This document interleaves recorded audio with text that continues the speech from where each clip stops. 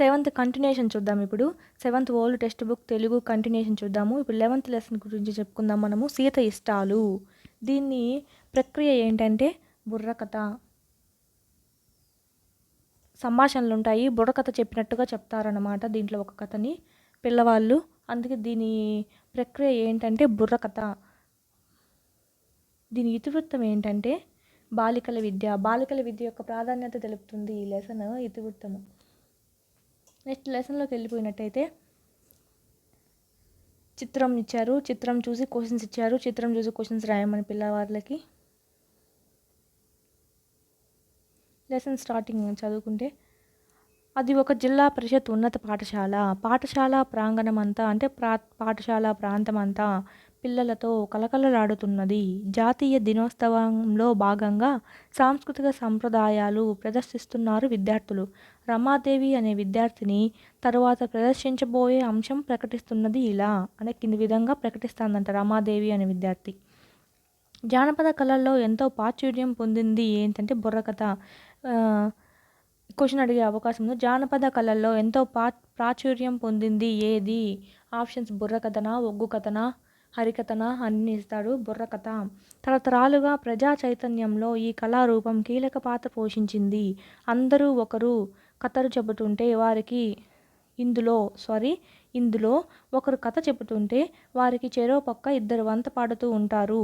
కథ చెప్పేవారిని కథకుడు అంటారు. ఒకరు కథ చెప్తుంటే ఇద్దరు వంతలు చెప్తూ ఉంటారంట. ఈ కథ చెప్పేవారిని ఏమంటారంటే కథకుడు. ఈ పక్క ఇద్దరిని ఏమంటారంటే వంతలు పాడేవారు. రెండు పక్కల నిలబడి గొంతు కలిపే వాళ్ళని వంతలు అంటారు. కథకుడు తంబూరా వాయిస్తాడు కాబట్టి కథకు బుర్రకథ అని పేరు వచ్చింది. ఇందులో కథకుడికి పరికరం ఏంటంట, వాయిద్య పరికరం ఏంటి? తంబూరా. అందుకే దీనికి బుర్రకథ అని పేరు వచ్చింది. తంబూరా, బుర్రకథ అని వచ్చింది. ఈనాటి బుర్రకథను కృష్ణవేణి చెబుతుంది. రోజా, రాజు వంతలుగా వస్తున్నారు. ఇంకా స్టార్ట్ అయింది లెసన్. కృష్ణవేణి అనే ఆమె కథకుడిలా యాక్ట్ చేస్తుందంట. రోజా, రాజు అనేవాళ్ళు వంతలుగా యాక్ట్ చేస్తున్నారు. అనగనగా రామాపురము ఒక పల్లెటూరు. ఆ పల్లెలో శివయ్య గౌరమ్మ అనే దంపతులు వాళ్ళకు కలిగిన తొలి సంతానం ఎవరంట? సీత. ఆ సీత చదువుకునేందుకు చేసిన ప్రయత్నమే ఈనాటి ఈ బుర్రకథకు నేపథ్యము. బుర్రకథలోని పాత్రలు. కథకురాలు ఎవరు? కృష్ణవేణి. ఇద్దరు వంతులు ఎవరు? రాజు, రోజా. ఫస్ట్ కృష్ణవేణి పాటతో స్టార్ట్ చేసింది. జయము జయము మన భారత మాతకు, జయము దిగ్విజయము, తందాన తన అంటే వాళ్ళు సెంటెన్స్కి లాస్ట్లో అద్దుమంటే చెప్పడం. బుర్రకథకి ఉన్నది, బుర్రకథకి ఉన్న ఫేమస్. అదే హరికథకి అయితే లాస్ట్లో హరి హరి అని వస్తూ ఉంటుంది. అలాగా వీళ్ళకి తందాన తానా వస్తుంది బుర్రకథకి. చదువులనిచ్చు సరస్వతి తల్లి చల్లగా చూడమ్మా, సిరులనిచ్చే శ్రీ మహాలక్ష్మి కరుణ చూపవమ్మ, శత్రు వినాశనము చేసేటి దుర్గాదేవి జయము నీవమ్మ, తందాన దేవనాన తరికిట జున్ తరికిత అంటారు కదా, అలాగా రాగంతో పాడిందంట కృష్ణవేణి. రాజు అన్నాడు, అక్క ఈరోజు నువ్వే కథ చెప్పబోతున్నావు అంటున్నాడు రాజు. రోజా అంటుంది, ఏదో చెప్తుంది లేరా, నలమహారాజు కథో, పాండవుల కౌరవుల కథో, మరాఠీ కథో, రామ కథో, లవకుశుల కథో, సీత కష్టాలో ఏదో ఒకటి చెప్తుంది లేరా అని అంటుంది రోజా. రాజు ఉండి, ఏందక్క ఈ కథలన్నీ పాతగాథలు అయిపోయాయి కదా, కొత్త కథ చెప్పరాదే అన్నాడు. రోజా అంటుంది, ఏందిరా పాత అంటే రోతగా ఉందా, అయితే పాత గ్లాసులు, బిందెలు, వెండి కంచాలు, బంగారు గొలుసులు అన్నీ తీసి బయట విసిరేస్తావా? ప్రతి వాడికి ఇదో ఫ్యాషన్ అయిపోయింది. పాత లేదే కొత్త ఎక్కడుందిరా తిక్క సన్నాసి, ఇప్పుడు కొత్త అని అరుస్తున్నావు కానీ ఈ కొత్త చెత్త అంతా పాతలో నుంచే గదారా పుట్టింది అని అన్నింది రోజా. నెక్స్ట్ రాజు అంటున్నాడు, అరే ఇప్పుడు నేనేమన్నా నీ కరెంట్ షాక్ తగిలిన కాకిలాగా అట్లా అరుస్తున్నావు, పాత అంటే రోతని నేను అన్నానా? కాలం మారినా ఇంకా మనం పాతలోనే బతుకుతున్నామా? ఎలక్ట్రానిక్ దీపాలు వద్దని ఆముదం దీపాలు పెట్టుకుంటున్నామా? బస్సులు, రైళ్ళు కొత్తవని చెప్పి ఎడ్ల బండి మీదే ప్రయాణిస్తున్నామా అని అన్నాడు. ఇది ఇంపార్టెంట్. ఈ మాటలు ఎవరివి అని అడిగే స్కోప్ ఉంది రాజువి.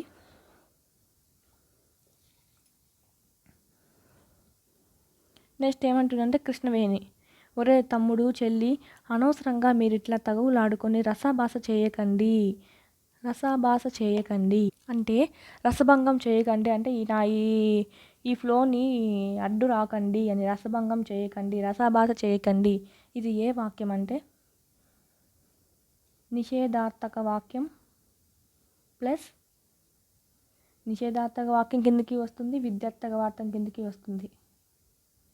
ఇది రసాభాస చేయకండి అని విధిగా చెప్తుంది, అందుకు విద్యార్థక వస్తుంది. ఆ చేయకండి అని చెప్పి నిషేధాత్మక వాక్యం కిందకి కూడా వస్తుంది. ఆప్షన్లో రెండు ఇవ్వరు, ఏదో ఒకటి ఇస్తే ఒకటే పెట్టుకోవచ్చు, రెండు మాత్రం ఇవ్వరు ఆల్మోస్ట్.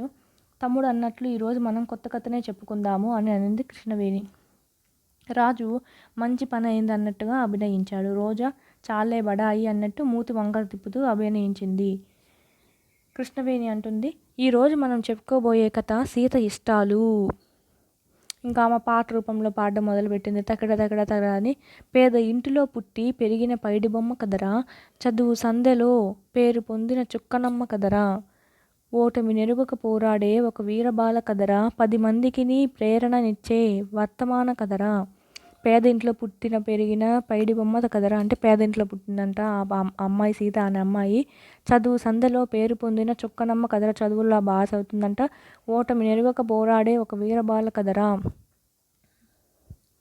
ఓటమి నెరుగక పోరాడే అంటే ఓటం అనేది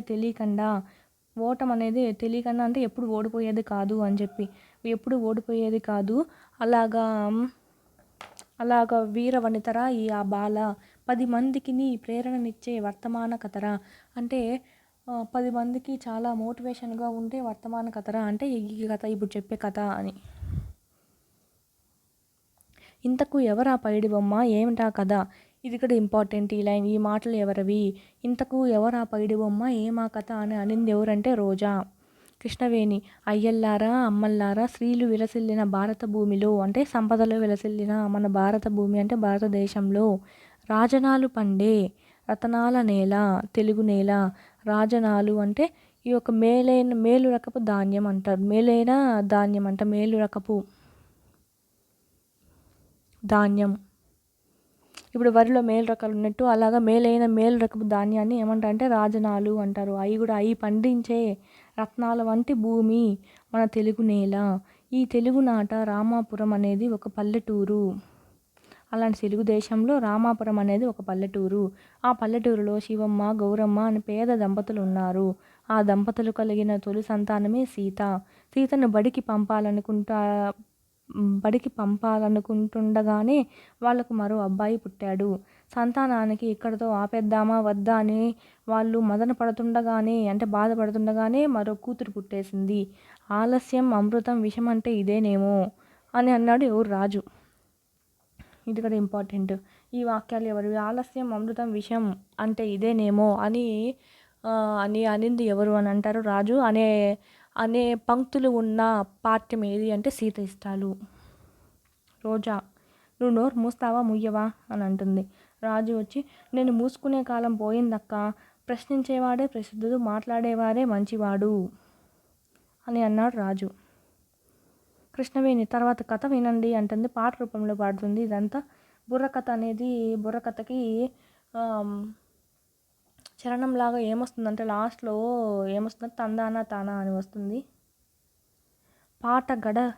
పూట గడవని తల్లిదండ్రులకు పాటులు ఎక్కువాయే. పూట కడ గడవలేకుండా అంటే అంత దీనస్థితిలో ఉన్నారు. వాళ్ళకి పాటు అంటే కష్టాలు ఎక్కువైపోయినాయి. పంటలు పండగ పొట్ట నిండక కష్టం ఎక్కువాయే. పంటలు సరిగ్గా పండక, కడుపు సరిగ్గా నిండక అంటే ఆకలి తీరక కష్టం ఎక్కువైపోయింది. కుటుంబ భారం కుంగదీయగా తల్లడిల్లినారు. కుటుంబ భారం కుంగదీయగా అంటే కుటుంబంలో బాధ్యతలు ఎక్కువైపోయినాయి, భారం ఎక్కువైపోయింది. ఇద్దరు ఇది ఎట్లా మేనేజ్ చేసుకోవాలా అని ఇద్దరు తల్లడిల్లిపోయారు. భార్యాభర్త కూలీ నాలితో బతుకు నేర్చారు. భార్యాభర్త ఇద్దరు కూలి పనికి పోయి ఎలాగోలా బతుకును నడుపుతున్నారు. ఇంతకు సీత బడికెళ్ళిందా లేదా అని రోజా అడిగింది. లేదు చెల్లి, అమ్మా నాన్న పనిలోకి పోతే తమ్ముడిని చెల్లిని ఆడించడానికి ఆమె అంకితమైపోయింది అని చెప్పింది కృష్ణవేణి. రాజు: పిల్లలు బడిలో, పెద్దలు పనిలో అనే సంగతి వాళ్ళకి తెలవదా అక్క? 16 ఏళ్లలోపు పిల్లలను పనిలో పెట్టకూడదు అన్న చట్టాన్ని గురించి వాళ్ళు ఎందుకు పట్టించుకోలేదు అని అన్నాడు. చట్టాలు చట్టాలు అమలు చేయడం ఏ ఒక్కరి బాధ్యతో అనుకున్నంతకాలం పరిస్థితిలో మార్పులు రాదురా తమ్ముడు అని అంటుంది కృష్ణవేణి. ఈ రోజా ఏమంటుందంటే, ఇంతకు ఆ చిన్నారి సీతమ్మ ఏమేం పనులు చేసేదక్కా అనంటే, మళ్ళా కృష్ణవేణి పాట రూపంలో చెప్తుంది. ఇంటి పనులు చేసిరా, వంట పనులు కొంత చేసిరా, బీడీలెన్నో చుట్టరా, పత్తి చెలికే పోయేరా, కొవ్వొత్తిలా బతికాయరా, వినరా సోదర చదువు తల్లి దీనగాథరా నిప్పుడు, నిరుపేద గాథ ఎప్పుడు, తందానా తానా. ఇంట్లో పనులన్నీ చేసేదంట, వంట పని చేసుకునేదంట, బీడీలు చుట్టలు చుడుతుందంట, పత్తి చేయలేకపోతుందంట పని చేయడానికి, కొవ్వొత్తు బతికాయ అంటే వెలుగుతూ పొదులుకులు తను వెలుగుతూ కరిగిపోయే పని అయిపోయా. వినరా సోదర చదువు తల్లి దీనగాథ, వినరా చదువులు తల్లి అంటే సరస్వతీదేవి అంటే చదువు బాగా చదివే సీత యొక్క దీనగాథ అని. తరువాత ఏం జరిగిందక్క? ఇంకేం జరుగుతుంది? 4 రాళ్ళు సంపాదించిన తర్వాత ఆ రాళ్లతోనే ఆ పిల్లని ఎత్తిన నీళ్లు పోసి పెళ్లి చేసి ఉంటారు అని అంటాడు రాజు. నిజంగా అదే జరిగింటే మన కథకు అర్థం లేదురా తమ్ముడు. ఆ ఊరికి శ్రావణి అనే కొత్త టీచర్ వచ్చింది. శ్రావణి కొత్త పాత్ర ఎంట్రీ వచ్చింది చూడండి. సీతకు బడి టీచర్గా ఆడ బడి ఉంది, బడిలో టీచర్గా పనిచేస్తుంది ఆమె శ్రావణి. నీ పిచ్చి కానీ టీచర్ చదువు చెప్తారు కానీ ఇవన్నీ పట్టించుకుంటారా? ఒకవేళ పట్టించుకొని చెప్పినా వినేవాళ్ళు ఉంటారా? విన్నా మార్పు సాధ్యమవుతుందా అని రోజా అనింది. రాజు అందరూ తప్పకుండా సాధ్యమవుతుంది. మా బడిలో టీచర్ రోజు పాఠాలతో పాటు మంచి మంచి మాటలు, కథలు, సూక్తులు చెప్తారు, ఆటలు ఆడిస్తారు, పాటలు పాడిస్తారు. బడి పిల్లల్ని తమ సొంత బిడ్డల్లా పట్టించుకుంటారు. అవును తమ్ముడు, శ్రావణి కూడా అలాంటి టీచరే. ఆమె ఆ ఊరికి రాగానే ముందుగా చేసిన పని ఏంటంటే బడి ఏడున్న పిల్లలని ఎవరెవరు బడికి రావడం లేదో తెలుసుకోవడం. అట్లా తెలుసుకొని ఒక్కొక్కరి ఇంటికి వెళుతూ వాళ్ళని చేర్పించుకుంటూ ఉంటుందంట. అలాగే శివయ్య వాళ్ళ ఇంటికి కూడా వెళ్ళింది. అయితే అది గమనించిన గౌరమ్మ సీతను ఇంట్లో దాచేసి మా ఇంట్లో అటువంటి వాళ్ళు ఎవరూ లేరని చెప్పేసిందా ఏమి అని రాజు అడుగుతున్నాడు. నువ్వు అతిగా ఊహించక అక్క చెప్పేది వినరా అంటుంది రోజా. రాజు ఊహించింది నిజమే. గౌరమ్మ సీతను దాచింది. అయ్యో అప్పుడేమైంది అని అంటున్నాడు రాజు. శ్రావణి టీచర్ వచ్చిన పని చెప్పకుండా శివయ్య దంపతులకు కొన్ని మాటలు చెప్పింది. ఆ శ్రావణి టీచర్ ఏం చెప్పిందంట? వచ్చిన పని చెప్పకుండా శివయ్య దంపతులు కొన్ని మాటలు చెప్పిందంటే ఏమని చెప్పిందంటే, ఓ భారతీయుడా, ఓ బాలబానుడా, వినవయ్యా వీణుల విందుగా, తెలుసుకోవయ్యా చిరుతన ముందు, ఎన్నో జన్మల పుణ్యఫలం బిది మానవ జన్మ. ఎన్నో జన్మల పుణ్యఫలము ఈ మనిషి జన్మ. అందులోనూ ఆడపిల్లలుగా పుట్టడం చాలా శ్రేష్టము. సహనము, స్నేహము, ప్రేమ అంటే ఓర్పు, స్నేహము, ప్రేమ భావము ఆమె గొప్పతనము. ఆ గొప్పను కలిగిన ఆడపిల్లలు చక్కగా పెంచాలి. అప్పుడే ఇల్లు, ఊరు, దేశం అభివృద్ధి చెందుతాయి. అభ్యున్నతి పొందు అంటే అభివృద్ధి చెందుతాయి. అట్టి బాలికలను అణిచిపెట్టుట, అలాంటి బాలికలని అణిచివేయడము అన్యాయం బగును, అన్యాయం అవుతుంది అని చెప్పిందంట శ్రావణి టీచరు. అప్పుడు రాజు అంటున్నాడు, ఆడవాళ్ళు కూడా గొప్పవాళ్ళు, వాళ్ళని అణిచిపెట్టడం మహాపాపం అంటావు, బాగానే ఉంది, కానీ అటువంటి 4 గొప్పవాళ్ళు పేర్లు చెప్పక్క అని అడుగుతాడు. సరే చెప్తాను చూడరా అని చెప్పి, సరే వినండి మరి. ఆ శ్రావణి టీచర్ కూడా కొందరు ఆదర్శ మహిళల గురించి ఇలా చెప్పింది.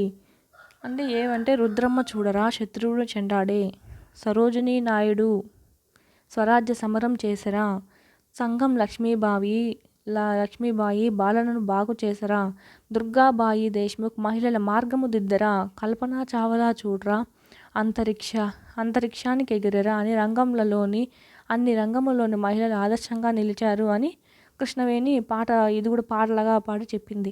అక్క ఆ తర్వాత ఏమైందో నేను చెబుతా. ఆ పాటలన్నీ లోపల నుంచి వింటున్న సీత బయటకు వచ్చి తాను చదువుకుంటానని చెప్పిందా అని అంటున్నాడు. కృష్ణవేణి వచ్చి, అవును చెల్లి, అంతేకాదు టీచర్ మాటలతో ప్రభావితులైన శివయ్య దంపతులు బిడ్డను చదివించడమే మంచిదన్న సంగతి అర్థం చేసుకున్నారు.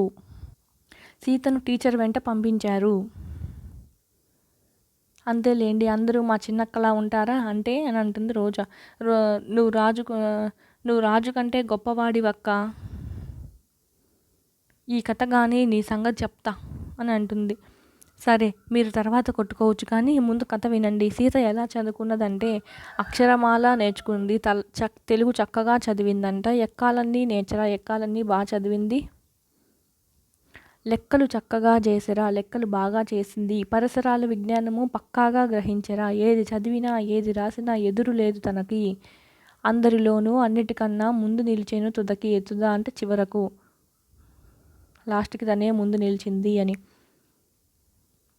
ఆమె తెలివితేటలు గుర్తించిన లేదా గమనించిన పాఠశాల ప్రధానోపాధ్యాయుడు ఏం చేశాడంట ప్రధానోపాధ్యాయుడు కూడా ముగ్ధుడై ఏడాది గడవకుండానే 5వ తరగతిలో చేర్పించాడు.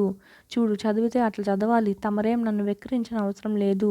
నేను కూడా 1వ తరగతిలో ఉండగానే పెద్ద పెద్ద లెటర్స్ చదివానమ్మా అని అంటాడు రాజు. నువ్వా? అంత లేదు, ఏం చదివావు చెప్పు అంటే లెటర్స్, పెద్ద లెటర్స్ అంటాడు. అవే ఏంటో 1, 2 చెప్పు అంటే 1, 2 కాదు 26 చదివాను. చెప్పమంటావా? అయితే విను అని ABCD అని చెప్తున్నాడంట. ఆ లెటర్సా? ఏడ్సావులే, నువ్వు తర్వాత కథ చెప్పక్క అని కృష్ణవేణిని అడుగుతారు. ఆ తర్వాత సీతకు ఎదురే లేకుండా పోయింది. 7వ తరగతి కూడా అలవోకగా ఈజీగా పూర్తి చేసింది. సరిగ్గా అదే సమయంలో శ్రావణి టీచరు ప్రమోషన్ మీద బదిలీ అయ్యి వేరే ఊరికి వెళ్ళిపోయింది. రాజు అంటాడు, అయ్యో, అయితే సీత చదువు ఆగిపోయిందా అక్క అంటాడు. లేదులే రాజు, శ్రావణి టీచర్ సీత మనసులో చదువు బీజాలు బలంగా నాటింది. విత్తనాలు, చదువు అనే విత్తనాలు బలంగా నాటింది. టీచర్ బదిలీ అయినా, ఉన్న ఊర్లో పై చదువులకు అవకాశం లేకపోయినా పక్క టౌన్కు పోయి స్కూల్ చదువు కాలేజీలో ఇంటర్ పూర్తి చేసి డిగ్రీలో చేరింది. ఎందుకక్క ఇంజనీరింగ్లో సీటు దొరకలేదా అని అనింది రోజా. ఏదో చదువుకొని డబ్బులు సంపాదించి తను మాత్రమే హాయిగా ఉండాలనుకోలేదు సీత. తను బాగా చదువుకొని తనలాంటి పిల్లలను బాగుపరచాలని, కలెక్టర్గానో నాయకురాలుగానో సమాజానికి సేవ చేయాలని గట్టిగా నిర్ణయించుకుంది. డిగ్రీ చదివి పోటీ పరీక్షల్లో విజయం సాధించి మండల అభివృద్ధి అధికారిగా ఎంపికైంది. MDOగా ఎంపికైంది. ఓహో, చాలా బాగుంది. తర్వాత కథ చెప్పక్క. కృష్ణవేణి, తర్వాత ఏముందిరా తమ్ముడు, పిల్లల చదువు కోసం, స్త్రీలకు మేలు చేసేందుకు నిరంతరం కృషి చేసిందిప్పుడు మన సీతక్క. రోజా, అవునా అక్క, సీత ఇష్టాలన్నావు కదా, అవేవో చెప్పవా? మరి నా ఇష్టాలు అని చెప్పి రాజు అడుగుతున్నాడు. వంతులు ఉండేదే ఎందుకంటే హాస్యాన్ని పండించడానికి. అందుకే వీళ్ళిద్దరు ఎప్పుడు హాస్యంగా మాట్లాడుకుంటూ చేస్తుంటారు. అవి మన కథ అయిపోయిన తర్వాత తీరుబాటుగా చెబుదూలే కానీ ముందు సీత ఇష్టాలు విను అని ఎవరన్నారు? రోజా అన్నది. రాజు అన్నాడు, సరే నువ్వు ఉంటావుగా, వింటానుగా. ఇప్పుడు నువ్వు ముందు అక్క చెప్పేది విను అని రాజు అన్నాడు. మళ్ళా కృష్ణవేణి పాట ఎత్తుకుంది. ఆడపిల్లలను చిన్న చూపుతో చూడరాదు బాయి, అన్నిటిలోనూ అవకాశాలను కల్పించాలోయి. చదువులనైనా పదవులనైనా సమానమోయి, వాళ్ళలోని ప్రతిభను గుర్తించి గౌరవించబోయి అని చెప్పిందంట. చాలా మంచి కథ చెప్పినావక్క. ఈ కథ వింటే నిజంగా ఎవరిలోనైనా మార్పు వస్తుంది. ఇటువంటి సీతక్కలు ఊరికొకరున్నా ఈ దేశం తొందరగా బాగుపడుతుంది అని రోజా చెప్తుంది. కృష్ణవేణి అంటుంది, ప్రతి ఒక్కరూ ఈ సీతక్కను ఆదర్శంగా తీసుకొని తమ దేశాన్ని బాగుపరచాలని కోరుకుంటూ కథ ముగిద్దాము అంటూ బుర్రకథలో పాట అయిపోతూనే లాస్ట్లో మంగళం పాట పాడతారన్నమాట. మంగళం పాట పాడుతుంది. మంగళం మన భరతమాతకు మంగళం జయ మంగళం, మంగళం మన తెలుగు తల్లికి మంగళం జయ మంగళం, మంగళం మన రుద్రమ్మ దేవికి మంగళం జయ మంగళం, మంగళం ఆదర్శ మహిళలకు మంగళం జయ మంగళం. ఎవరెవరిని వాడాడంటే మంగళం ఎవరెవరు ఏ స్త్రీలను వాడారంటే భరతమాతను వాడారు, తెలుగు తల్లి రుద్రమ్మ దేవికి, ఆదర్శ మహిళలకు మంగళం తెలిపారు మంగళం పాటలో, బుర్రకథలో. పాఠం అయితే అయిపోయింది. ప్యాసేజ్ చూడండి. 1940 ప్రాంతంలో తెలంగాణలో స్త్రీల చైతన్యం కొంత వికసించింది. లేడీ హైదరీ క్లబ్, సోదరీ సమాజము, ఆంధ్ర యువత మండలి, ఆంధ్ర మహాసభ మొదలైన సమాజాలు ఏర్పడి సమావేశాల ద్వారా స్త్రీలను చైతన్యవంతులుగా చేశాయి. అంటే ఇవి క్లబ్బులు, సమాజము, సోదరి సమాజము, ఆంధ్ర యువతీ మండలి, ఆంధ్ర మహాసభ వివిధ సభల ద్వారా లేదా మండలిల ద్వారా స్త్రీలలో చైతన్యాన్ని కలగజేశారంట. రత్నదేశాయ్ తన సాహిత్యం ద్వారా గాంధీ సిద్ధాంతాలను ప్రచారం చేశారు. వితంతువుల కోసము వసతి గృహాలు ఏర్పాటు చేశారు. అనేక మంది రచయితలు పత్రికల ద్వారా స్త్రీలలో చైతన్యం కలిగించారు. సుమిత్రాదేవి, ఈశ్వరీబాయి, సంగం లక్ష్మీబాయి మొదలైన వారు సంఘ సంస్కరణకు కృషి చేశారు. అఘోర చటోపాధ్యాయుడు గారి భార్య వరద సుందరాదేవి గారు.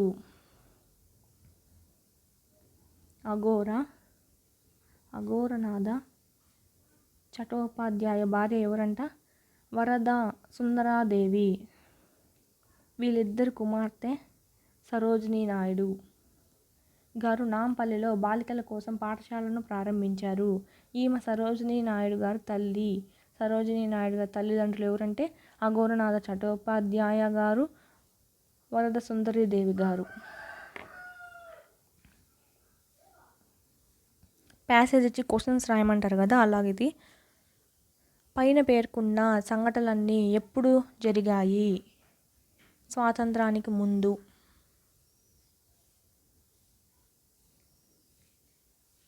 మనకు స్వాతంత్రం వచ్చింది 1940 అంటే మన స్వాతంత్రానికి ముందే కదా. స్వాతంత్రానికి ముందు. గాంధీ సిద్ధాంతాలను ప్రచారం చేసిన మహిళ ఎవరు? రత్నదేశాయ్. ఇది ఉంది చూడండి, రత్నదేశాయ్. నాంపల్లిలో బాలికా పాఠశాలను ప్రారంభించింది ఎవరు? నాంపల్లిలో శ్రీమతి అఘోరనాథ చటోపాధ్యాయుడు ప్లస్ వాళ్ళ భార్య ఇద్దరు చటోపాధ్యాయ. ఇక్కడ ఇద్దరు కాదు, స్థాపించింది. చూడండి ఒకసారి. అఘోరనాథ చటోపాధ్యాయుడు భార్య వరదా సుందరాదేవి గారు నాంపల్లిలో బాలికల పాఠశాల చేశారు. అంటే ఇక్కడ ఆప్షన్స్ ఇద్దరు ఇచ్చారు, ఇద్దరు కన్ఫ్యూజ్ అవుతారేమో. శ్రీమతి అఘోర చటోపాధ్యాయులు వాళ్ళ భార్యనే స్థాపించింది. ఇది ఒక సమాజం పేరు, సోదరి సమాజం పేరులోనే ఉంది. ఇది బిట్ చెప్పలేదు కదా. సంగం లక్ష్మీబాయి ఏం చేశారు? సంఘ సంస్కరణ చేశారు. సరోజినీ నాయుడు తండ్రి పేరు ఏం పేరు? అఘోరనాథ చటోపాధ్యాయ. చూడండి, బుర్రకథ ప్రదర్శన ఎక్కడ జరిగింది? ఎవరు ప్రదర్శించారు? కృష్ణవేణి, రాజు, రోజా వాళ్ళ స్కూల్లో జరిగింది. బుర్రకథలో మొదట ఎవరెవరిని ప్రార్థించారు? ఏమని వేడుకున్నారు? ఫస్ట్ ఎవరిని ప్రార్థించారు వాళ్ళు?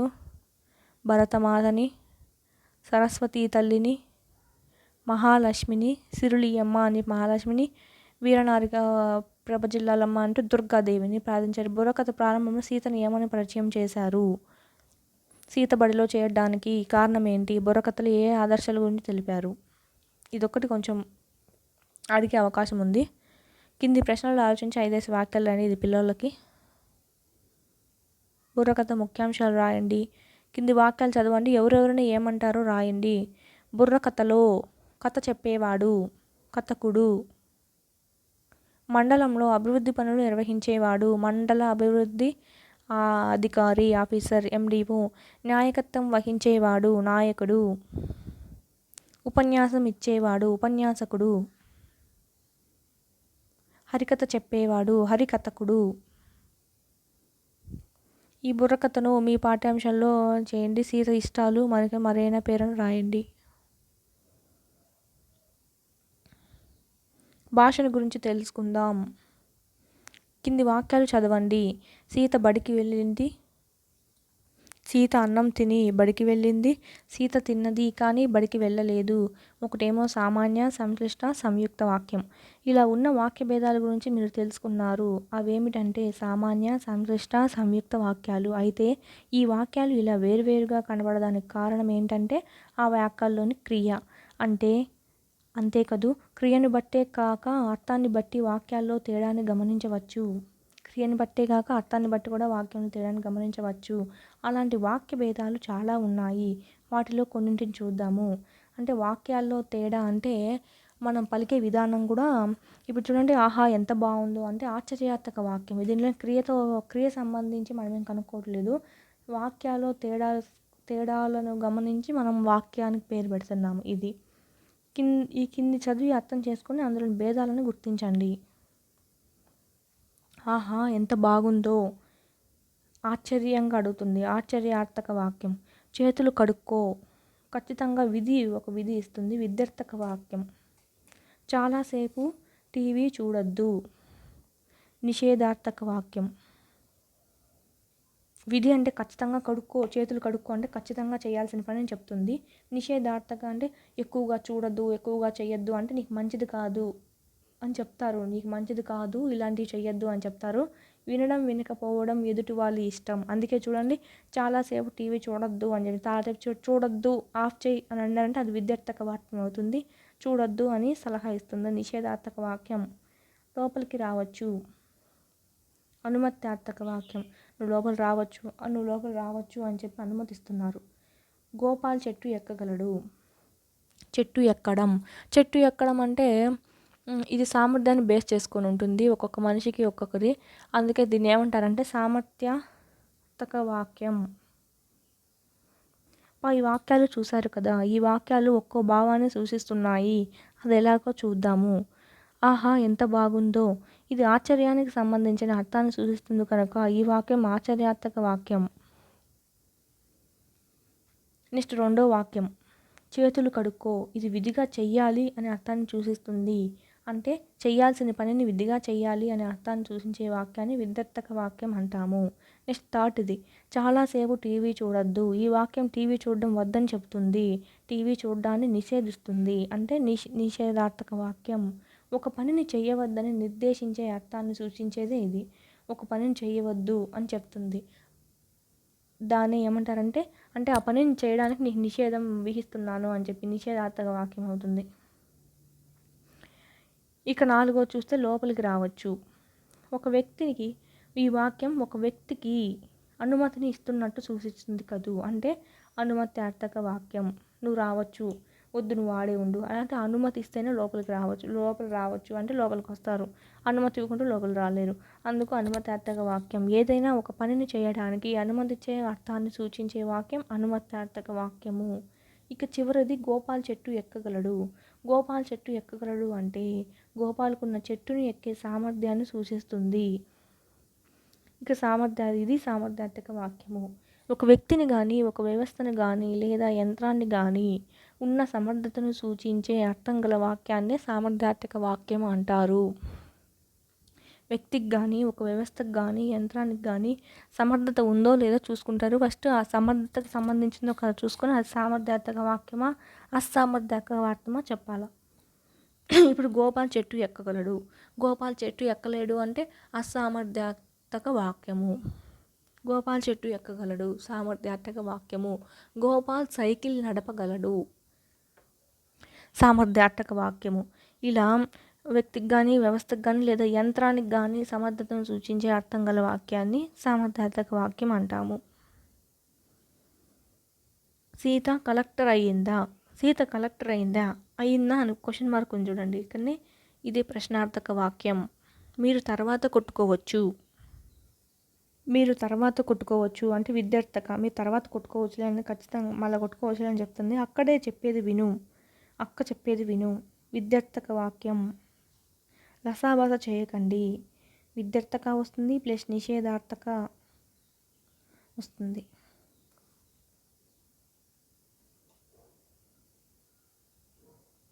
మన అజ్ఞానాన్ని తెలుసుకోవడమే నిజమైన విజ్ఞానము. సర్వేపల్లి రాధాకృష్ణ అన్నాడు. మన అజ్ఞానాన్ని తెలుసుకోవడమే నిజమైన విజ్ఞానము అని. నెక్స్ట్ అసామాన్యులు ఉపవాచకం. ఇది కూడా చాలా లెంతీ లెసన్. పిల్లోళ్ళ చదువుకు భాషాభిరుచి పదజాలం పెంచడానికి ఇచ్చారు లెసన్. ఉపవాచకాలన్నీ అలాగే ఇస్తారు.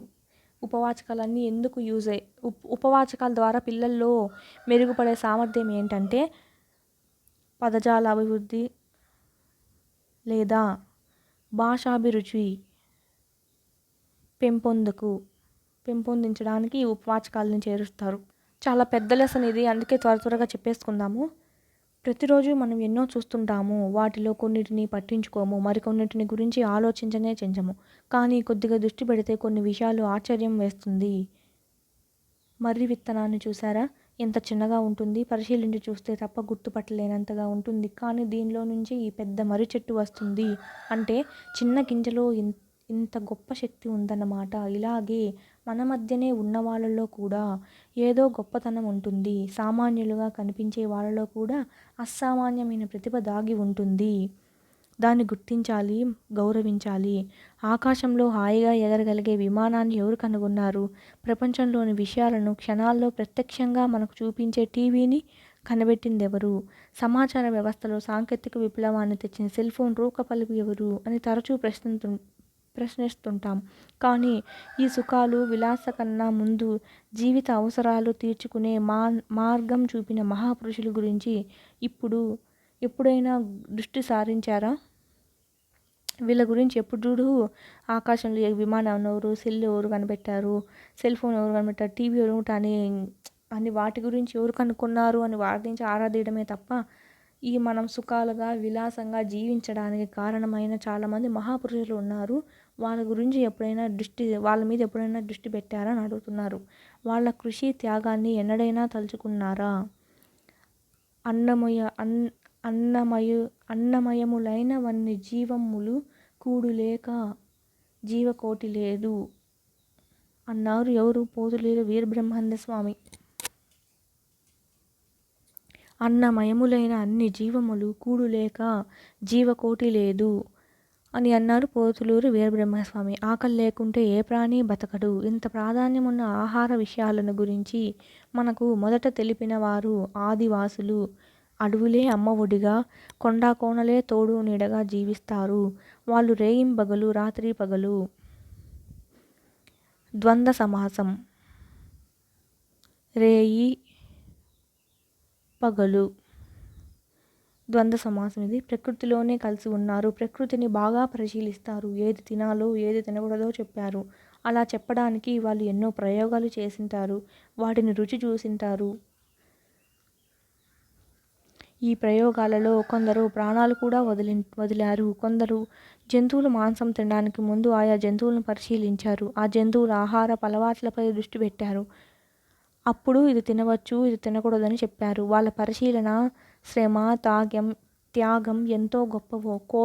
కోయిలు, గోండ్లు, చెంచులు వీళ్ళందరూ గిరిజన జాతుల వాళ్ళు. కోయిలు, గోండ్లు, చెంచులు మొదలైన గిరిజన జాతుల కన్నా ప్రకృతి విజ్ఞానం ఎంతో గొప్పది. చెట్లను గురించి వాళ్ళకు తెలిసినంతగా ఇంకెవరికీ తెలియననడం అతిశయోక్తి కాదు. వాళ్ళు శాస్త్రజ్ఞులే.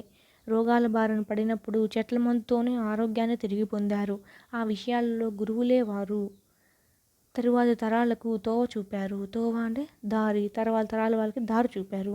ఆదివాసులే కాదు, పల్లె తల్లి ఒడిలో బతికే జానపదుల జ్ఞానం కూడా తక్కువేమీ కాదు. పల్లెటూరులో పసితనాన్ని తెలిపేలా, వివరించేలా ఎన్నో పాటలు కూడా ప్రాచుర్యంలో ఉన్నాయి. గ్రామంలోని వివిధ పనులు, వృత్తులు చేసేవారు ఒకరిపై ఒకరు ఎలా ఆధారపడ్డారో వివరించే పల్లె పాటలు మనకు అందుబాటులో ఉన్నాయి. నిత్యం మనం వాడుకునే ఒక వస్తువు, అది కంచం కావచ్చు, మంచం కావచ్చు, టేబుల్ కావచ్చు. వీటిని తయారు చేయాలంటే వడ్రంగి, కమ్మరి, ఇతర పనివాళ్ళు కృషి చేయాల్సి ఉంటుంది. ఇలా వృత్తులన్నీ ఒకదాని మీద మరొకటి ఆధారపడి ఉంటాయని గుర్తించండి. అట్లాగే ఒక్క సోలా తయారు కావడానికి వెనక ఎందరు వృత్తి పనివారు కష్టం దాగుందో ఆలోచించండి. ఒకరికొకరు చేదోడు వాదోడుగా ఉంటే తప్ప సమాజం సజావుగా సాగదు. చేదోడు వాదోడు ఇదొక జాతీయము. చేతి సాయము, మాట సాయము. చేదోడు అంటే చేతి సాయము, వాదోడు అంటే వాగ్ అంటే మాట సాయము ఉంటే తప్ప సమాజం సగువుగా సాగదు. ప్రతి వృత్తి పవిత్రమైనదే. ప్రతి వృత్తిలోని ఎంతో కష్టం, నైపుణ్యం, త్యాగం కలగలిసి ఉంటాయి. కాంతిని చూసి మురిసిపోతాం, కానీ కాంతిని ఇవ్వడానికి కరిగిపోయే కొవ్వొత్తిని గురించి ఎప్పుడైనా ఆలోచిస్తున్నామా? ఎండాకాలం వచ్చిందంటే చాలు కుండలకు, కూజాలకు మహా గిరాకీ. అటికెలు, గురుగులు మన అవసరాలను తీరుస్తున్నాయి. భక్తి జీవితంలో భాగమైనవే ప్రమిదలు. ఇవన్నీ చకచకా ఎలా వచ్చేస్తున్నాయి? కుమ్మరి చక్రం నుండి బంక మట్టి ఊరికే తయారవుతుందా? మెత్తటి మట్టి, బూడిద లేదా రంపం పొట్టు. మట్టి, బూడిద లేదా రంపం పొట్టు, సన్న ఇసుక కలిపి దీన్ని తయారు చేస్తారు. కుండలు తయారు చేయడానికి వాడేటివి ఏంటివి కింది వాటిల్లో అంటే మెత్తటి మట్టి, బూడిద, రంపపు పొట్టు, సన్న ఇసుక. ఈ మూడింటిని కలిపి కాళ్ళతో బాగా తొక్కుతారు. చెమటోడ్చి సిద్ధం చేసిన ఈ బంకమట్టిని బండి చక్రం లాంటి సారె మీద, సారె అంటే కుమ్మరులు కుండ చేయడానికి కింద చక్రం తిప్పుతూ ఉంటారు కదా, ఆ చక్రాన్ని సారె మీద పెడతారు, దాని మీద పెడతారు మధ్యలో అని. చక్రం మాత్రం ఊరికే తయారైందా? కుమ్మరి, వడ్రంగి వాళ్ళ నైపుణ్యం కలగలిసి ఏర్పడింది కమ్మరి అంటే ఇనుప ఇనుప ఇనుప ఇనుప వస్తువులు సంబంధించి తయారు చేస్తారు కదా, వాళ్ళని కమ్మరి అంటారు. కుమ్మరి అంటే మట్టి సంబంధించిన కుండలు, ప్రమిదలు లాంటివి తయారు చేసేవాళ్ళు కమ్మరి. వడ్రంగి అంటే చెక్క పని చేసేవాళ్ళు. నైపుణ్యం కలగలిసి ఉంటుంది. ఇందులో ఎంతో ఇంజనీరింగ్ నైపుణ్యం తొంగి చూస్తుంది. చక్రం తాను తిరగడం కాదు, సహజగతినే తిప్పేస్తుంది. ఇదొక అద్భుత ఆవిష్కరణ. చక్రం తిప్పుతూ చక్రం మీద పెట్టిన బంకమట్టిని చేతివేళ్ల కొనలతో చాకచక్యంగా నొక్కుతారు. చాకచక్యంగా అంటే చాలా అనుభవంగా నొక్కుతారు.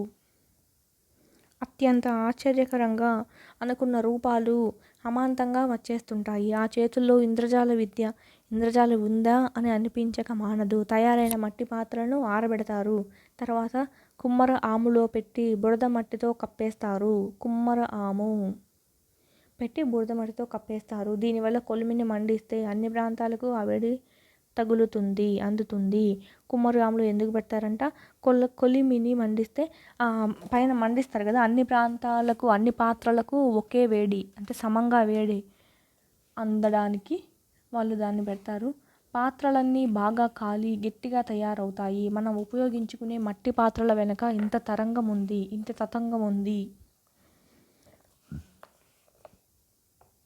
తతంగం అంటే ఇంత తతంగం ఉంది అంటాం కదా, ఇంత తతంగం అంటే ఇంత ప్రక్రియ ఉంది అని. ఇంత ప్రక్రియ ఉంది, పని విధానం తతంగం అంటే. నగలంటే ఇష్టం లేనివారు ఎవరైనా ఉంటారా? మెడలో హారాలు, చేతులు కడియాలు, గాజులు, చెవులో కమ్మలు, ముక్కుబడక, సిగ్గుబిళ్ళ, నడుంకు వడ్డానము, కాళ్ళకు కడియాలు, గజ్జెలు, వేళ్ళకు ఉంగరాలు, ఇలా ఎన్నెన్నో ఆభరణాలు అపాద మస్తకం ధరిస్తారు. అంటే పాదాల నుంచి తల వరకు ధరిస్తారు అని. ఒకప్పుడు రాణులు 7 వారాల సొమ్ములు ధరించేవారంట. ఆధునిక కాలంలో మరెన్నో రకాల వస్తువులు అందుబాటులోకి వచ్చాయి. ఒక్కొక్క ఆభరణాన్ని ఎన్నో రకాలుగా తీర్చిదిద్దుతున్నాము. ముద్దగా ఉన్న బంగారాన్ని ముద్దుగా తీర్చిదిద్దడంలో ఎంత శ్రమ దాగి ఉందో తెలిస్తే ముక్కు మీద వేలేసుకుంటారు. బంగారం అంత సులభంగా కరగదు. సొమ్ములు అంటే ఏంటివంటే నగలు. బంగారం అంత సులభంగా కరగదు. బంగారాన్ని మూసలో పెట్టి అంటే చిన్న పాత్రలో పెట్టి బొగ్గుల కొలమిలో ఉంచి కరిగిస్తారు. నిప్పు రాజేయడానికి, నిప్పులు కనకనలాడేలా మండటానికి చాలా బాగా ఊదాలంట. బంగారం పని చేసే వాళ్ళు స్వర్ణకారులు. బంగారం చేసే వాళ్ళని ఏమంటారంటే స్వర్ణకారులు అంటారు. ఇలా ఊది వాళ్ళకి అనారోగ్య బారిన పడే సందర్భాలు ఎన్నో ఉన్నాయి. బంగారమే కాదు, మనం నిత్య జీవితంలో వాడే వెండి వస్తువుల తయారీలో కూడా ఎంతో కళాకృతి, నైపుణ్యం కనిపిస్తాయి. బంగారాన్ని, వెండిని వివిధ ఆకృతులుగా తీర్చి దిద్దడంలో కానీ, రత్నాలను పొదగడంలో కానీ సున్నితమైన పనితనం కనిపిస్తుంది. సన్నని వస్తువులు తయారు చేసేటప్పుడు వాళ్ళ కళ్ళు తీవ్రత ఒత్తిడికి లోనవుతాయి. సన్నని వస్తువులు తయారు చేసేటప్పుడు మన కనుగుడ్డు అనేది చాలా ఒత్తిడికి గురవుతుందంట. అయినా మన కళ్ళకు ఆనందాన్ని ఇచ్చేలా ఆభరణాలని అందించడానికి శ్రమిస్తారు. ఇనుముతో నిత్యం సావాసం చేసే కమ్మరులు తమ శ్రమను, నైపుణ్యాన్ని సమాజం కోసం త్యాగం చేస్తున్నారు. ఇనుముతో వాళ్ళు చేసే నాగటి లేదా కర్రు భూమిని దున్నడానికి ఉపయోగపడుతుంది. భూమిని దున్నడానికి ఉపయోగపడేది ఏంటంటే నాగటి కర్రు. దీన్ని ఇనుముతో చేస్తారు. అలాగే పార, గొడ్డలి, గడ్డపార, కొడవలి, సుత్తి మొదలైన వ్యవసాయానికి చాలా అవసరమైన పనిముట్లు. వీటితో పాటు బండి చక్ర పట్టాను కూడా తయారు చేసేవారు. ఇదొక గొప్ప ఇంజనీరింగ్ ప్రక్రియ. వీటన్నిటినీ ఉత్పత్తి కేంద్రం ఎవరంటే కమ్మరి కొలమి, అంటే ఇనుప వస్తువులు తయారు చేసేవాడు. అది నిప్పులతో కనకన మండుతూ ఉంటుంది. ఆ సెగను భరిస్తూ ఇనుమును కాల్చి సుత్తుతో కావాల్సిన వస్తువుల రూపాలను తీర్చిదిద్దుతాడు. ఇలా చేయడానికి చాలా కష్టపడాల్సి వస్తుంది. ఇక వడ్రంగుల పనితనాన్ని ఒకసారి చూద్దాము. మనకు ఆహారం కావాలంటే భూమిని దున్నాల్సిందే. అందుకు ప్రధాన సాధనం ఏం కావాలి? నాగలి. దీన్ని రూపొందించే వాళ్ళు ఎవరంటే వడ్రంగులు. ఇదే కాదు, గుంటక, గొర్రు వంటి పనిముట్లు కూడా వ్యవసాయంలో కీలకమైనవి. వీటిని తయారు చేయాలంటే ఏ చెట్టు కలప సరిపోతుందో పరిశీలిస్తారు. తాత ముత్తాతల కాలంలో వాళ్ళు ఎంతో పరిశోధించారు. కొయ్యను సరైన రూపాలలోకి తీసుకురావడం వెనక ఎంతో శ్రమ ఉంది. చెట్టు కొట్టాలి, కొయ్యాలి, దాన్ని చెక్కాలి, దువ్వోడ పట్టాలి, అంటే చిత్రిక పడ్డాలి, తొలి కట్టాలి, అందులో బిగించాలి. ఇలా ఎన్నో దశలు ఉన్నాయి. వడ్రంగులు సమాజానికి అందించిన మరో సౌకర్యం ఏంటి? వడ్రంగులే కదా, చెక్కతోనే కదా అంత ఎడ్ల బండి పాడు ఉంటుంది. అది ఫస్ట్ వచ్చింది ఎడ్ల బండే కదా. వడ్రంగులు సమాజానికి అందించిన మరో సౌకర్యం ఏంటంటే బండి అంట. ఇది వ్యవసాయానికే కాదు, ప్రయాణానికి కూడా పనికి వస్తుంది. అలాగే మొన్నటి వరకు ఇండ్లను కలపతోనే నిర్మించేవారు. అంటే ఇండ్లను కూడా కలపతోనే కట్టేవాళ్ళు. దూలాలు, వాసాలు, కిటికీలు, తలుపులు ఇవన్నీ వడ్రంగుల పనితనం. ఇప్పుడు కబోర్డ్స్ కూడా వడ్రంగులతోనే చేసుకుంటున్నాం. ఆకర్షణీయంగా తయారవుతాయి. మనం వాడుకునే మంచాలు, కుర్చీలు, బెంచీలు, టేబుళ్ళు, అల్మరాలు ఇలాంటివెన్నో వడ్రంగుల చేతిలో రూపొందినవే. అందుకే వాళ్ళను దారు శిల్పులు అంటారు. దారువు అంటే కొయ్య కర్ర అని. దారువు అంటే కొయ్య లేదా కర్ర. ఈ కొయ్యను మలిచి చేస్తున్నారు కాబట్టి దారు శిల్పులు అంటారు. ఇవన్నీ మనం డబ్బుతో కొనుక్కుంటే వస్తున్నాయని అనుకుంటాము. అయితే వీటిని తయారు చేసినప్పుడు కదా ఎవరైనా కొనుక్కునేది. ఇంటి సామాగ్రి, వస్తు సామాగ్రి, వ్యవసాయ సామాగ్రి వంటివి చూస్తున్నప్పుడు వడ్రంగులు తలుచుకోవడం మన ధర్మము.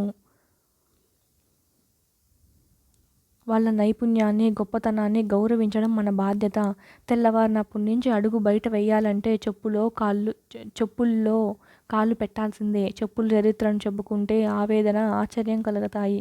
ఏదైనా జంతువు చనిపోతే దాన్ని చూసి దూరంగా వెళతాం. కానీ తోలు పని వాళ్ళు ఆ జంతువు చర్మాన్ని ఒడుపుగా ఒలుస్తారు, శుభ్రం చేస్తారు, దానితోనూ చెప్పులు తయారు చేస్తారు. ఒక వ్యర్థ పదార్థం నుంచి అందరికీ ఉపయోగపడే వస్తువును సృష్టించిన వారి తెలివి ఎంతో గొప్పది. అందుకే వాళ్ళు పడే శ్రమ ఎంతో విలువైనది. అసలు దీనికి వెల కట్టగలమా? వీరి ఔదార్యాన్ని చాటుతున్న ఈ పద్యం చదవండి. కింది పద్యం ఎవరి గురించి తెలుపుతుందంటే తోలు పని వాళ్ళ గురించి తెలుపుతుందంట. ముప్పు గడించి వీని కులమున్ బిప్పి ఎనచ్చు నీ భరత వీరుని పాదము కందకుండా చెప్పులు కుట్టి జీవనము సేయును గాని నిరాకరింప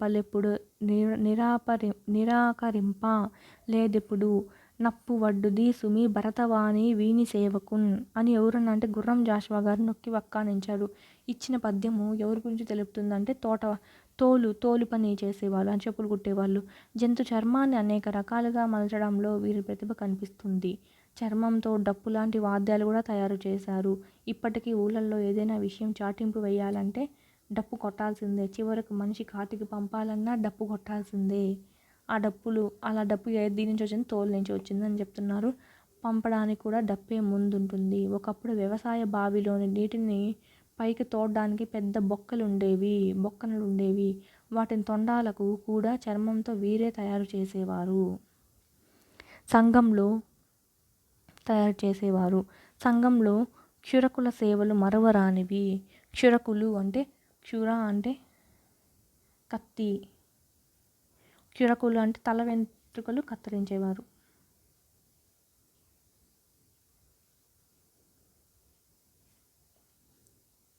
క్షుర అంటే కత్తి, క్షురకులు అంటే తల వెంట్రుకలు కత్తిరించేవారు, అంటే కట్టింగ్ చేసేవారు.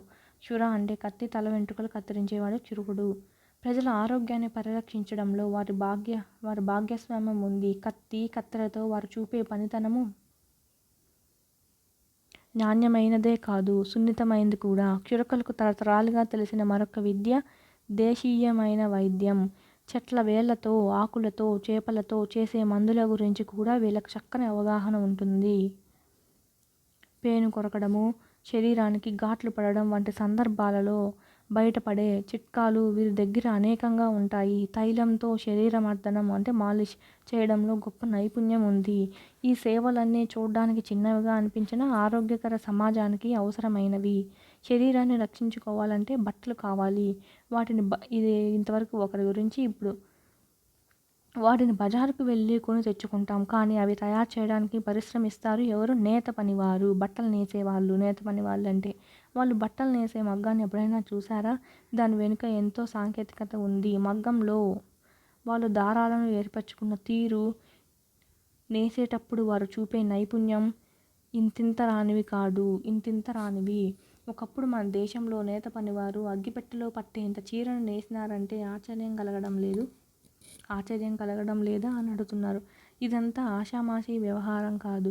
పత్తి నుంచి దారం తీయడం, రంగులద్దడం, అవసరమైన పద్ధతిలో గుడ్డను తయారు చేయడం ఇదొక సుదీర్ఘ ప్రక్రియ. గొర్రెల బొచ్చు కత్తిరించి చిన్ని దారం వడికి దానితో కంబలి లేదా గొంగడి తయారు చేసే కురముల శ్రమ ఎందరికో వెచ్చదనాన్ని కలిగిస్తుంది. కురములు అంటే ఉన్ని దారాలతో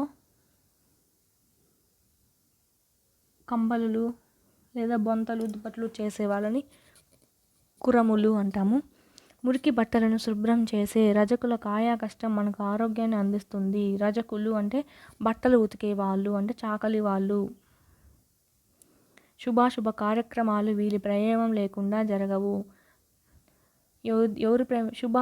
శుభాశుభ కార్యక్రమాలు వీరి ప్రమేయం లేకుండా జరగవు అని వేటి అంటే ఎవరి ప్రమేయం లేకుండా జరగవు అనే ఆప్షన్స్ ఇస్తే చాకలి వాళ్ళు అంటే రజకులు.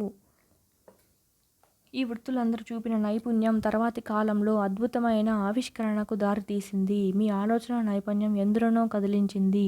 వీటిని ఆధారంగా చేసుకొని కొత్త వాటిని కనుక్కోవడానికి ప్రేరణ కలిగించింది. ఒకరోజు ఆహారం లేకుండా తల్లడిల్లుతాము.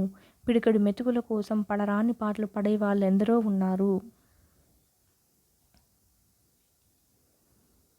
ఎవరే పని చేసినా కడుపు నింపుకోవడానికే. మనం తినే అన్నం, కూరగాయలు, పండ్లు వంటివేమీ సులువుగా వచ్చి పడేవి కాదు. చెమటూర్చి పని చేసిన రైతుల కృషి ఫలితాలే. ఎండనక వాననక రేయింపగళ్ళు. ద్వంద్వ సమాసము. రెక్కలు మొక్కలు చేసుకుని రైతు శ్రమిస్తేనే మనం హాయిగా తినగలుగుతున్నాము. భారతదేశం మాజీ ప్రధానమంత్రి అయిన లాల్ బహదూర్ శాస్త్రి గారు జై జవాన్ జై కిసాన్, కిసాన్ అంటే రైతు అని నినాదం ఇచ్చాడు. జవాన్ అంటే మనకు దేశం కాడ కాపలా కాసే సైనికుడు. జై జవాన్ జై కిసాన్ నినాదం ఇచ్చింది ఎవరంటే లాల్ బహదూర్ శాస్త్రి గారు. సమాజానికి రైతు చేసే సేవ ఎంత గొప్పదో తెలుసుకున్న గేయాన్ని చదవండి. కింద గేయం రైతును తెలుపుతుంది. ముందు ఒకటి ఇచ్చారు. అది ఆ గేయం దేన్ని తెలుపుతుందంటే, ఎవరి గురించి తెలుపుతుందంటే తోలు పరిశ్రమ వారి గురించి తెలుపుతుంది. ఇప్పుడు ఈ గేయం రైతు దేశానికి వెన్నెముక. అతడు అలిగితే లేదు మనకు అన్నం, ఇక అతడు అడిగితే మనకు అన్నం. అతడు అలిగినాడంటే మనకు అన్నం లేదు. కోటి విద్యలు అన్నీ కూటి కొరకన్నారు. ఎన్నెన్నో విద్యలు నేర్చుకుంటాం, అన్నీ ఎన్నిటికి తినడానికి అంటే కూటి కొరకు. కూడు గోడను బాప రైతన్నలున్నారు. అలాంటి ఆ బాధను మాన్పడానికి మనకు రైతన్నలున్నారు. కష్టపడి పాడి పంటలను పెంచి పొట్ట చల్లంగుండా పోషించు అన్నదాత. పొట్ట చల్లంగా ఉండడానికి మనల్ని పోషించుతున్నాడు ఈ అన్నదాత. తానేమో పస్తులుండి అంటే తినక తిండి పెడుతున్నాడు. సమాజ గమనానికి సాయపడుతున్నాడు. సమాజ అభివృద్ధికి, సమాజ కదలికకు సాయపడుతున్నాడు. రాత్రనక పగలనక ఆత్రంగా పనిచేస్తూ, రాత్రి పగలు తేడా లేకుండా ఆత్రంగా పనిచేస్తూ సోమరితనం వద్దని చాటి చెప్పే ధీరుడు. సోమరితనంగా ఉంటే పనికిరామని చాటి చెప్పే ధీరుడు అంటే ఖాళీగా, సోమరితనంగా, బద్ధకంగా, ఖాళీగా ఉంటే పనికిరాము అని చాటి చెప్పే ధీరుడు ఎవరు అంటే, సోమరితనాన్ని వద్దని చాటి చెప్పే ధీరుడు ఎవరు అని ఇస్తారు ఆప్షన్స్. రజకుల, కురుకుల, కమ్మరుల, రైతుల అంటే రైతులు. ఎండకు ఎండిన వానలో తడిసిన చలిలో వణికిన సమస్యలతో నలిగిన సడలని స్థైర్యంతో అంటే ధైర్యంతో సడలని అంటే అంటే కదలని అని కూడా వస్తుంది. సస్యములను అందిస్తూ జాతి సేవలో పునీతుడై నిలిచిన వాడు ఎవరంటే రైతు. తెలిసిందిగా రైతుల త్యాగము కృషి ఎటువంటిదో. ఇలా చూస్తూ పోతే ప్రతి ఒక్క వృత్తిలోనూ ఎంతో కొంత శ్రమ నైపుణ్యం తొంగి చూస్తాయి. ప్రతి వృత్తి పవిత్రమైనదే. దేన్ని చిన్నచూపు చూడాల్సిన పని లేదు.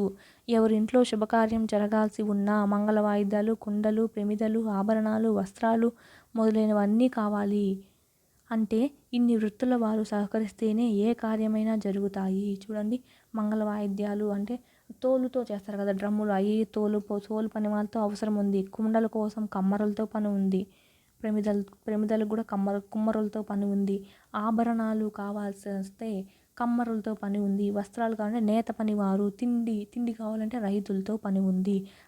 ఇలా అన్ని వృత్తుల వారు సహకరిస్తేనే ఏ కార్యాలైనా జరుగుతాయి. ఇలా అందరూ పరస్పరం సహకరించుకుంటూనే సమాజం నడుస్తుంది. అంతేగాని ఎవరికి వారే యమునా తీరే అన్నట్టు ఉంటే సమాజ అభివృద్ధి కుంటుపడుతుంది. ఎవరికి వారే యమునా తీరే ఇదొక సూక్తి.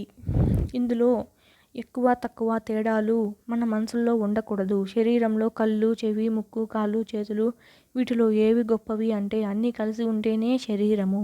అలాగే అందరూ కలిసి ఉంటేనే సమాజము. ఒకప్పుడు గ్రామాలు స్వయం సమృద్ధిగా వెలిగాయి. గ్రామ జీవనానికి అవసరమైన వస్తువులను అన్ని వృత్తుల వారు కలిసిమెలిసి తయారు చేసుకునేవారు. ఒకరి అవసరాలు మరొకరు చేదోడు వాదోడుగా నిలిచేవారు. కులాలను పక్కకు పెట్టి అక్క, బావ, మామ, అత్త, అన్న అని పిలుచుకునే ఆత్మీయ బంధం వాళ్ళది, పూర్వకాలం వాళ్ళదని. మానవత్వాన్ని చాటిన మధుర జీవనం వాళ్ళది. కలిసి ఉండడం, ఒకరి మీద ఒకరు ఆధారపడడం, ఒకరినొకరు సహకరించుకోవడం మన సంస్కృతిలో గొప్ప విలువలు. మన సంస్కృతిలో గొప్ప విలువలు ఏంటివి అంటే కలిసి ఉండడం, ఒకరి మీద ఒకరు ఆధారపడడం, ఒకరినొకరు సహకరించుకోవడం. వీటిని అలవర్చుకోవడం, పాటించడం, కాపాడుకోవడం మన అందరి ధర్మం. మనిషిని మనిషిగా గౌరవిద్దాము. అతనిలో దాగున్న ప్రతిభను అభినందిద్దాము. ఆ గొప్పదనాన్ని మనం అందుకోవడానికి ప్రయత్నిద్దాము. శ్రమ పునాదిపైనే అభివృద్ధి భవనం ఆధారపడి ఉంటుంది. దేనిపైన అభివృద్ధి ఆధారపడి ఉంటుంది అంటే శ్రమ. శ్రమించడానికి ఎవరూ సిగ్గుపడకూడదు. సోమరితనంతో శ్రమించలేకపోతేనే సిగ్గుపడాలి. శ్రమేక జీవన సౌందర్యాన్ని చూడగలగాలి. శ్రమను గౌరవంగా భావించడం నేర్చుకోవాలి. శ్రమ సంస్కృతిలో జీవించడం నేర్చుకోవాలి. అంటే పిల్లల్ని ఇప్పుడే సోమరిపోతుల్లా తయారు చేయకుండా వాళ్ళ విలువ, జీవితంలో పని విలువ, సోమరితనంగా ఉండకూడదు అని చెప్పి పరిచయం చేశారు మన పిల్లల టెక్స్ట్ బుక్లో. క్వశ్చన్స్ ఈ పిల్లలు చేయడానికి. కష్టించి పనిచేసి జయం పొందినవాడే విజయవంతమైన తన అనుభవ ఫలితాలను ప్రపంచానికి అందించి దాన్ని సుసంపన్నం చేయగలడు. చెప్పింది ఎవరంటే జగదీష్ చంద్రబోస్. కష్టించి పనిచేసి జయం పొందినవాడే విజయవంతమైన తన అనుభవ ఫలితాలను ప్రపంచానికి అందించి దాన్ని సుసంపన్నం చేయగలడు అని చెప్పింది జగదీష్ చంద్రబోస్. నెక్స్ట్ లెసన్ ఆలోచన నెక్స్ట్ వీడియోలో చెప్పుకుందాం. Thank you.